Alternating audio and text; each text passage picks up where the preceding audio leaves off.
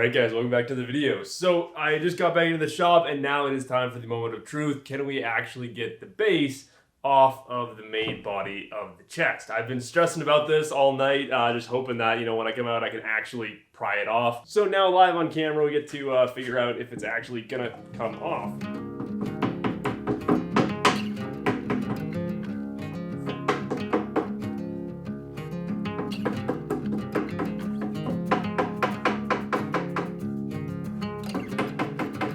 Like a charm. There we go. Oh, that feels very light and delicate.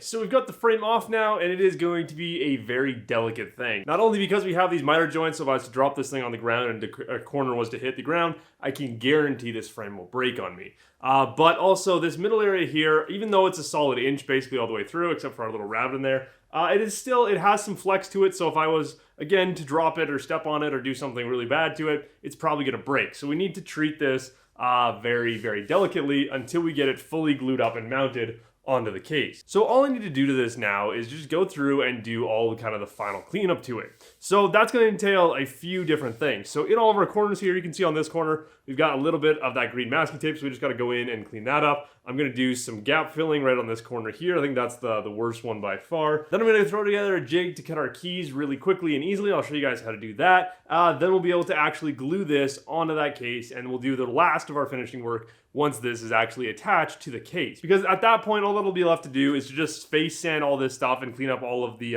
keys and that we're gonna put in. Then we'll be adding in some leather to the bottom of the feet here, because as you guys know, I love adding leather to the bottom of my furniture now. It's just a really nice touch in my opinion. So we're gonna be doing that, then we'll clean that up. So we're just gonna start rolling with that and get this done nice and quick and easy.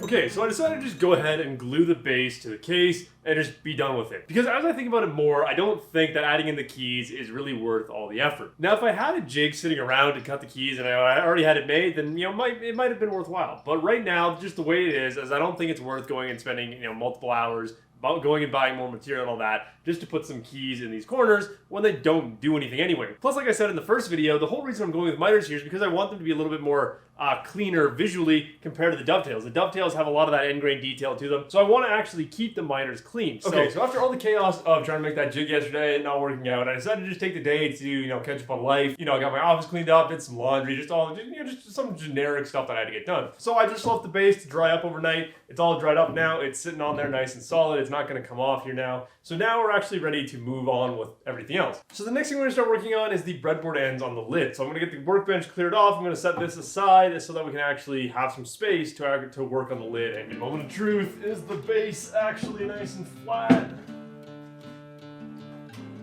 We're not rocking around at all. Success.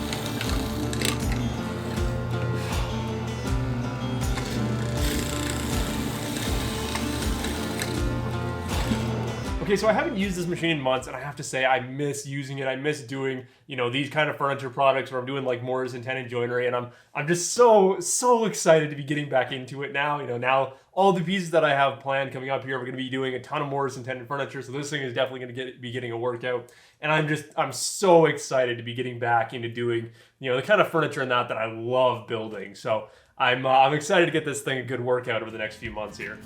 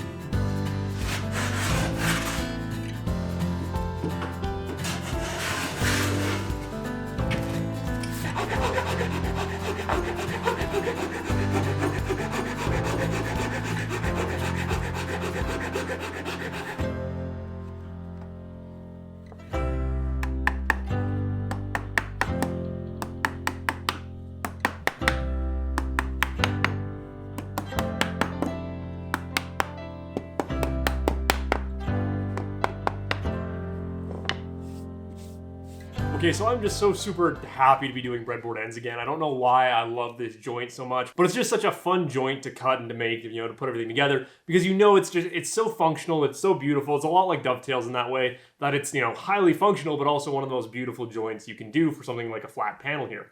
But anyway, I wanted to mention this because I don't think I've ever actually mentioned this with my breadboard ends before. But when I added my dowels, I never used draw boring because I haven't really had a lot of luck with it. Usually I'll screw up where I place the hole and it'll be too far out, so it'll cause something to crack or just won't line up at all. So anytime I've tried to draw bore my dowels, I always screw it up. So what I do instead is I use a spring joint. Now I can't find the comment of the person who reminded me what the heck this joint is called. Someone commented on one of my videos.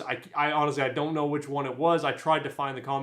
But yeah, they reminded me of the name of this joint. So all we're gonna do to create this joint is we're gonna make this edge slightly convex. So we're gonna dish out a little bit of material from the middle here so that when we put everything together, we put it under clamping pressure, that middle area gets pulled in just slightly and creates a spring. So this does the exact same thing as draw boring, but without the risk of misaligning your holes or anything like that. So once we create that little dish in our edge here, we'll go through and drill our holes into this piece. Then we can go through, put the ends onto the actual panel here, pull it all together with some clamping force, with some pipe clamps. We can then transfer our holes over to our tenons, drill the holes in our tenons, glue everything up, and then that spring joint is what will kind of keep everything nice and tight together. So again, that's one of those things I've completely forgotten to mention on, I think, most breadboard ends that I've done. I don't know if I've ever actually talked about using the spring joint rather than using draw boring. So yeah, it's just one of those two different things.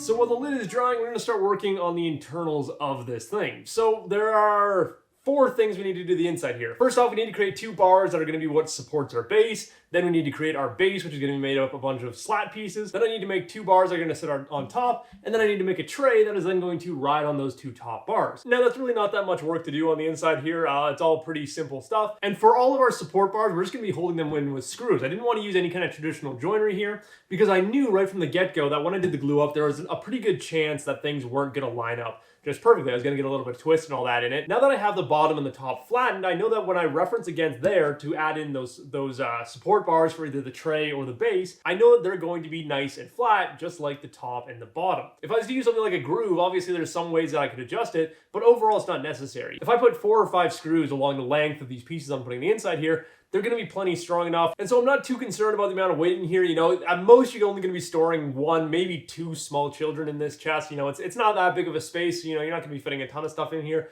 If you do want a place to store your dumbbells, obviously you're going to want to make your base a little bit tougher. But yeah, that's up to each person on their own. So yeah, 1 to 2 small children, just fine. For your dumbbell collection, you're probably going to want something a little bit stronger. And real quick, I want to say a massive thank you to all you guys who watched yesterday's video about my, day 60 of all the daily uploads here, just talking about some of the analytics and all that. And especially those of you guys that commented on that video, I really appreciate you guys' insight. A lot of you just had really good and useful information to just help me keep going forward, stuff that you guys were looking for, stuff, just you guys' thoughts on that. So again, thank you to all of you that watched that video, and especially those of you that commented on it. That was a massive help, and I've learned a lot just kind of from what you guys have said in the comments section of that video. So anyway, we're going to keep going with this project and actually make some pretty good progress today.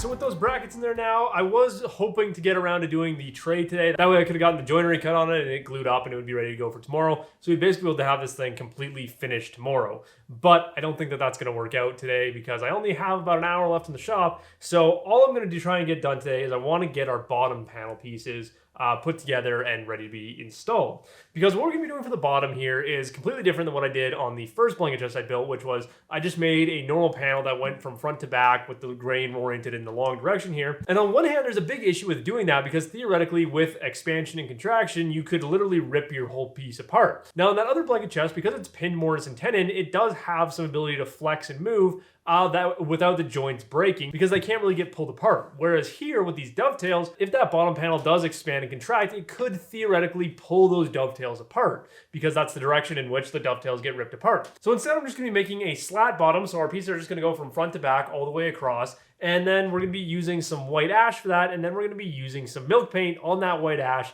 to just add a little pop of color to the inside here. Also, when we make the tray, we're going to be making that out of white ash and using some milk paint on it to just, again, make it a little bit more interesting. Because at the beginning of this project, I said that this is something that I want to add to my website as a commercial and more of a commercial piece, but that doesn't mean that I have to make it as simple as I was initially planning to. This piece initially was just meant to be a very boring, very simple, be able to smash it out in a couple days kind of project. But now the more that I move through this project and I'm thinking about kind of what I want my business to be, what I want to do as a woodworker, I don't want to do that kind of woodworking where you just kind of are making these super generic pieces. They're nice that, they have dovetails, they have some traditional joinery and that in them, but I don't want them to be super generic. I want my stuff to stand out. I want it to be something different than what you can get at a lot of these, fine furniture stores and that. So I think going in and adding like milk paint, adding a little touch of color to the inside, doing things like the breadboard ends on the lid, all that kind of stuff is just going to make my furniture just a little bit more exciting. Then obviously if I want to have this as part of the catalog on my website, I don't have to have the internal areas painted. I can list that on there. The sample in the pictures has painted trays. You can choose whatever color you want, or you can go for, a matching wood.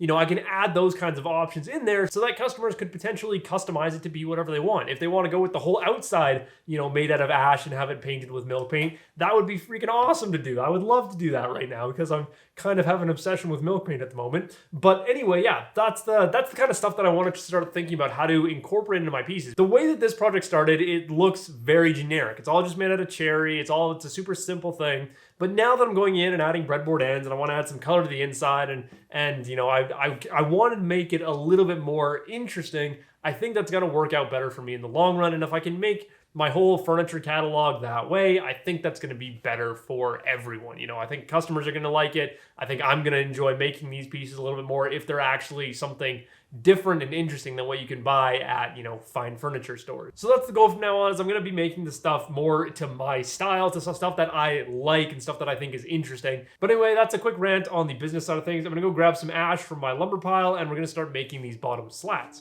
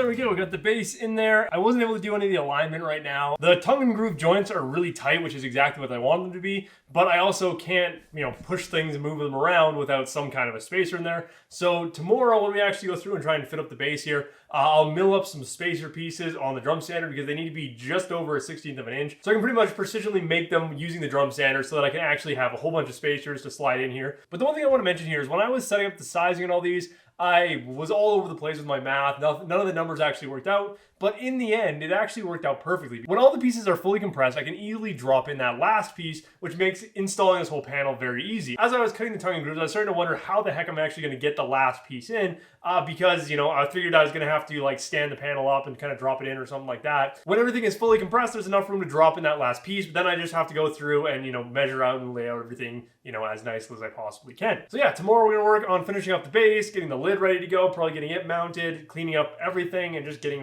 everything ready for finish, because we are very close to being done with this project, and it's looking freaking awesome. I'm getting really excited to put milk paint on the ash that's on the bottom here and when we do the tray. So what I'm going to try here that I didn't do in the video where I was playing around with the milk paint is I'm going to try hand planing each one of these pieces of ash so we really get that good open grain, because what I noticed is after sanding it up to 220 grit on those test pieces that I did before, it didn't really get into the grain nearly as good. So I think if I go through and hand plane each of these pieces, that milk paint will really soak into those open pores of the ash and it's going to look absolutely spectacular. And so that's going to do it for today, guys. This was a lot of work, a lot of progress got done today. I'm super psyched on how this thing is looking. The base is on there nice and solid. I don't think there's going to be any issues with that. The internal base, I need to find more terminology here, but those pieces are looking amazing. I'm really glad I went with a slat design rather than just doing one solid panel on the bottom there.